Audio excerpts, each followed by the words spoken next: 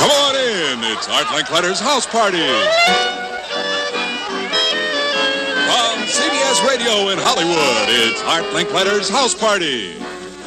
And now, here's the star of our show, Art Linkletter.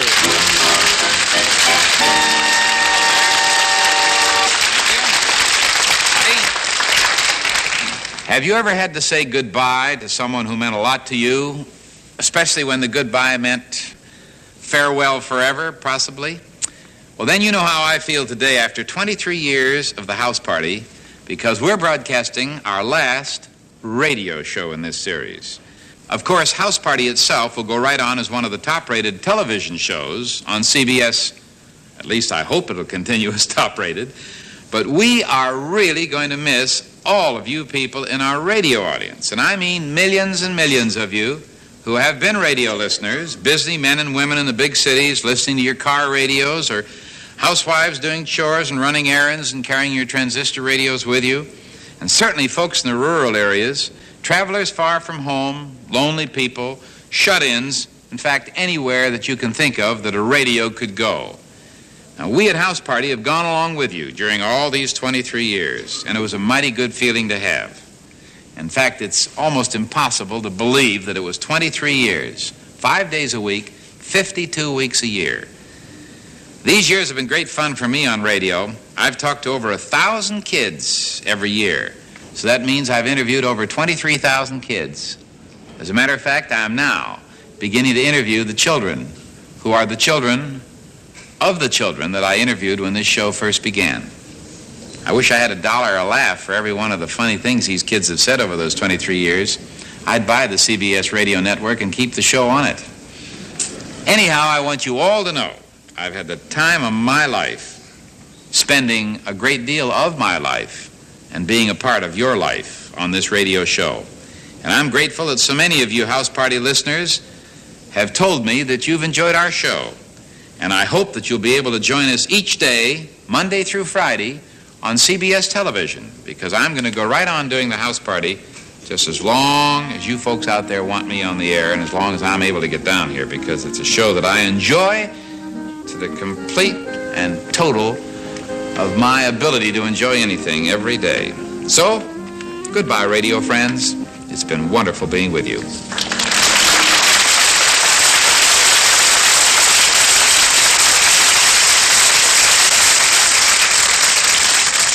Someone told me the other day that Brock's makes over 200 kinds of candy. Well, I don't know if they're counting Bridge Mix as one kind or 11 kinds, but I do know you should get a box at the Brock's Chocolates to Cheer About display and start your own tasty countdown. Brock's Chocolate Bridge Mix offers 11 mouth-watering crunchies and creamies, all heavily covered in thick, pure chocolate. Brock's Pure Chocolate. Each center, such as a whole Brazil nut, not a chip, but a whole nut, plump, seedless raisins, crackling, crisp peanuts, and chewy caramels or toffee, marmalade, and nut meats. Each delectable center has its special chocolate covering, artfully blended by Brock's to heighten your pleasure. I don't know why Brock's calls this Bridge Mix. It goes equally well with cribbage or dominoes or even post office. But you don't have to play games. Just open up a box and choose what you want to munch. But be sure it's Brock's, B-R-A-C-H-S, Brock's Chocolate Bridge Mix. Excellent odds you'll like it. In fact, 11 to 1. Buy the bag or buy the box. Chocolates to cheer about come from Brock's, B-R-A-C-H-S, Brock's. Friday the 13th is a lucky day for our next guest. He's $10,000 richer because a family friend was listening as the House Party was broadcast. His name, of course, went out on the air as a missing heir, and this friend got in touch with him, and then we got him here, flown from his home in Rockville Center, Long Island, Mr. and Mrs. Howard H. Sharman. Would you come out, Mr. Sharman?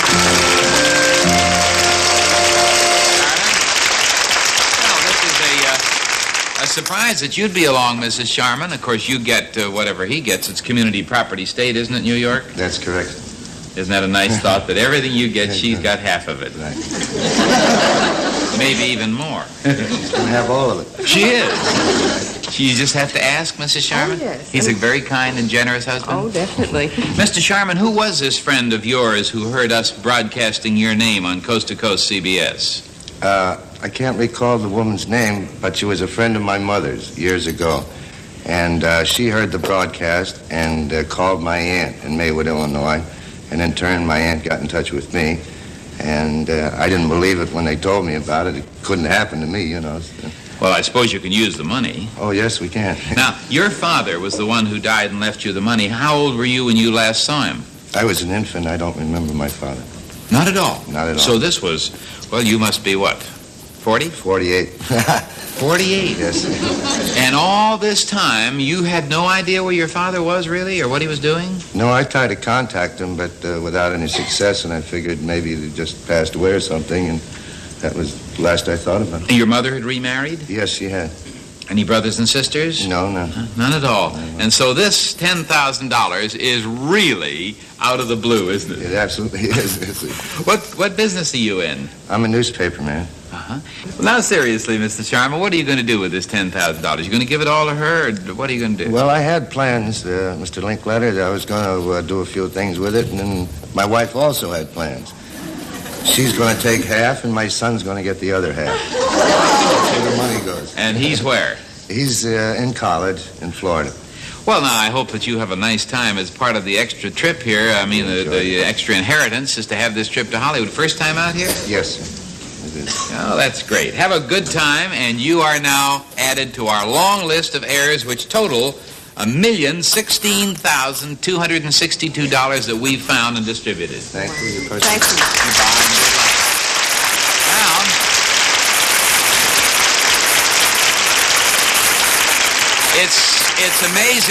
it's amazing to me how fast these things happen. We can announce a name, and a missing heir that hasn't been heard of or known of for years turns up. Here's an example. We have a new estate today. Let's see how fast we can find somebody out there. It's worth $25,000. Now, we're looking for a known heir. His name is John Kempton Dawday. I think it's Dawday. It's D-A-U-G-H-A-D-A-Y. Dawday. He's also known as John Kempton Shepard. Now, this is what happened. His adoptive mother, Lillian Allen Field, died last July, and her last wish was that her adopted son be found and receive her estate. Now, John Kempton Dawday, or Shepard, was born on January 8th, 1916. So he'd be about 52 right now, or 51. He attended the Rivers School in Brookline, Massachusetts, and the Leland Powers School of the Theater in Boston, Massachusetts. He graduated in 1937, and he was last known to be with the Booth Bay Players in 1938. That's a long time ago, but I'll bet we find him. If any of you out there have any information about this man, write to me, Art Linkletter, Missing Heirs Department, CBS Television City, Los Angeles, California, 90036. Do not send registered letters, please. You may phone area code 213, that's 653-4600, but please do not call collect.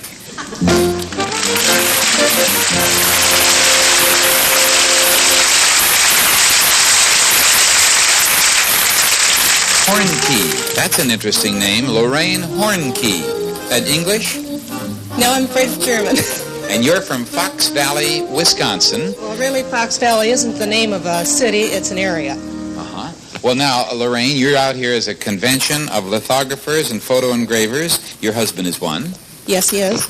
We're going to play a game with you that we have more fun with here on this program over the years than anything else. It's called What's in the House. And the way it works is that we have a little house that Jack Slattery is holding, and I give you a couple of clues. This is a brand new game, by the way. And if you tell me, after I give you the clues to what's in the house, look what you get. Look up on stage. A brand new 1968 Oldsmobile Cutlass convertible, handsomely styled and equipped with Jetaway automatic transmission, white wall tires, radio, and Moroccan-tailored bucket seats. Oh, isn't that great? Now, you're really in a whirl because this contest is beginning today, and that means that you get the first couple of measly little clues, so you'll have to do some wild swinging guessing. Now, what happens is that the clues involve both you and a partner.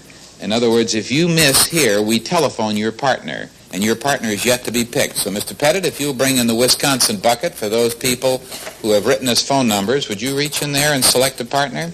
Mrs. John Shin of Rudolph, Wisconsin, Route 1, Box 27. Here's what's in the house for you to make your guess on. Some are cheap, some are expensive, some are plain, some are colored. Now, Maybe that's it. that's all. That's all I can tell you. It's in the house. It can't be bigger in the house. It's not a picture. And you just have to have a wild guess. Incidentally, the last time we played the game that ended the last contest, we had a winner here in the studio, Mrs. Robert Taylor of Minneapolis, and she guessed that a map was in the house. That's the thing that was like a book, and it was sometimes obsolete, and you got it free or you paid for it. And both she and Mrs. Troy Colvard, her partner from St. Paul, won a color TV set. Now, for the 1968 Oldsmobile Cutlass convertible, what is it that's cheap or expensive or plain or colored? So you just have to take a flight into the wild blue yonder. Newspaper? No, that's not it. However, you are going to get a consolation prize, which is a beautifully styled Weiler wristwatch with the Incaflex balance wheel. And that is not bad, is it? No, it isn't. For missing. Now, we'll phone. I don't know how I'd get that car back to Wisconsin. I'd be afraid to drive the freeway. Would you really? I sure would. It's easy. You just get out there, take your hands off the wheel, and they take you with you. There you go. Now, Mrs. John Shin, we're going to phone you there in Rudolph, Wisconsin, and if you guess, you get the automobile. Jack, how do people enter this contest? Well, if you've never sent any card for our house contest, be sure to send only your name, address, and phone number. Do not guess what's in the house. Send your card to Art Linkletter, Television City, Los Angeles, California, 90036.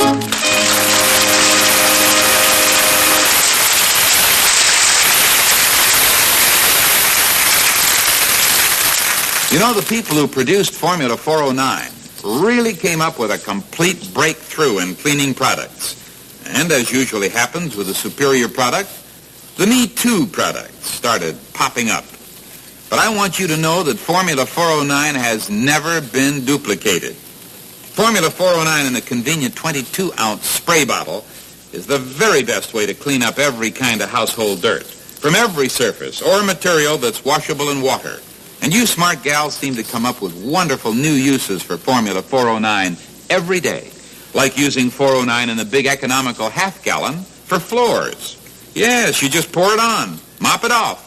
Without rinsing, you get rid of surface grime and ground-in dirt and old wax. And you can keep your floor clean and bright with a quick mop-up with 409 anytime it needs it. Look for Formula 409, marketed worldwide by Wilson Harrell Company. From the Holy Angel School, we have some 7-year-olds. And I think the Holy Angel School is in Arcadia, isn't it, Jimmy? You kids had quite a ride here in our big limousine with a chauffeur and everything. How long did it take you to get here to Hollywood? I don't quite know. About an hour or so of riding? Yes. One of the sisters come with you? Yes. Mm-hmm. What happened to your teeth there, Jimmy? Let me see. Looks like you tried to open a pop bottle or something. How long ago did you lose all those teeth? During summer. How many of them? 3? No, 4. Yeah. How much did you get? Did you get anything? I got quarters. Every time under the pillow and the quarter in the morning? And one time I got $1. Must have been the good fairy's husband that came that day. On my third tooth. Yeah. Where does the good fairy get this money, do you suppose? I don't quite know. Where would you guess? Where does a good fairy get money to put under the pillow? From a TV show?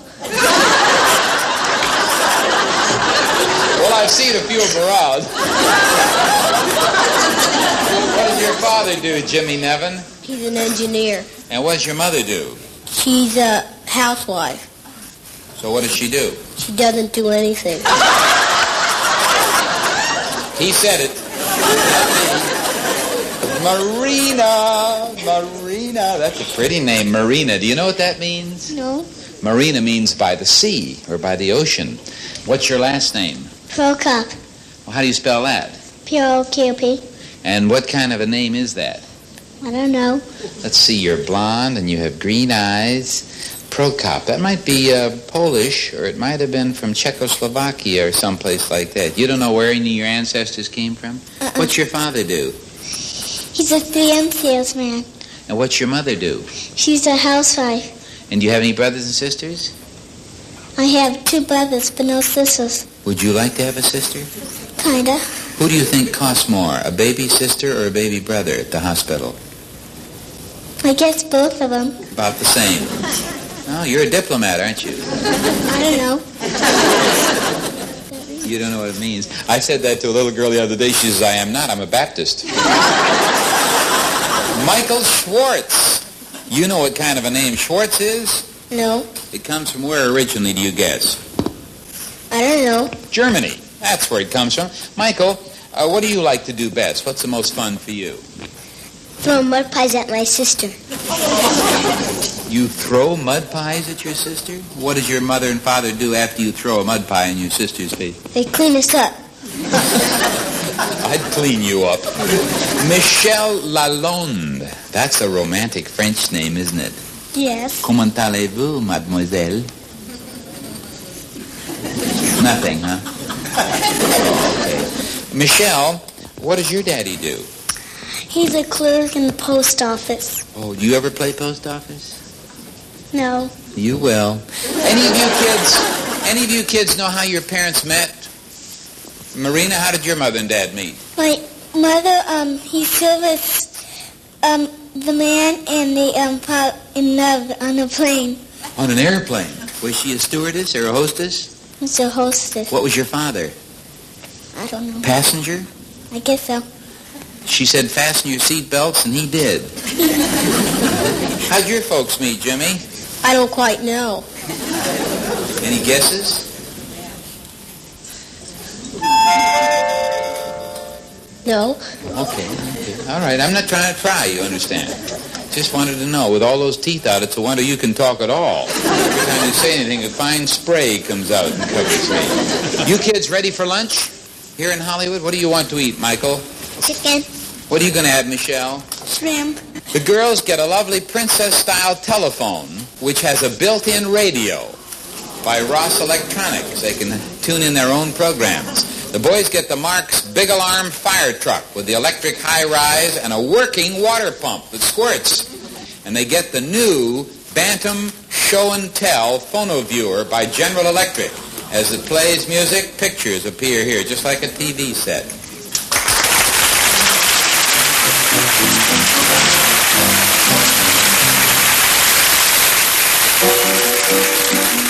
Well, much as I hate to say it, this is goodbye for House Party on radio on CBS. 23 years.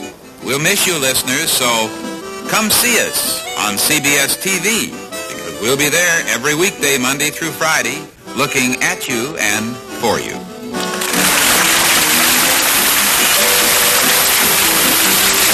Art Linkletter's House Party, pre-recorded as a John Goodell production. Produced for radio by Martin Hill. Directed by Dolph Nelson and Michael King.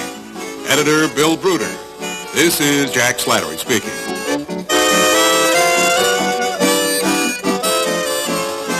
For news that won't wait, Net Alert Instant News Bulletins on the CBS Radio Network.